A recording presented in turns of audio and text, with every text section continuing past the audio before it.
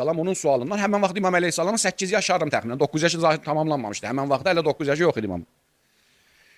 Xülasə Yəhya qaldı avara. Yəhya da zamanının elə bil ən böyük müftisi və ən böyük xəlifənin darül imarəsində ən böyük alimdir. Dili topuğu vurdu, başladı tərəxmağa bədəndən. Gördüm mən deyəndi. Mən sizə demişdim ki, uşaq da olsa bunlar Allah Taala körpəlikdən ilahi elmi verir. Və təvfiq əli firrəy. Demək onda mənim dediyim düz çıxdı. Məmun deyir ki, mən sizə dedim ki, bunların böyüyü ilə balacasına fərqi yoxdur.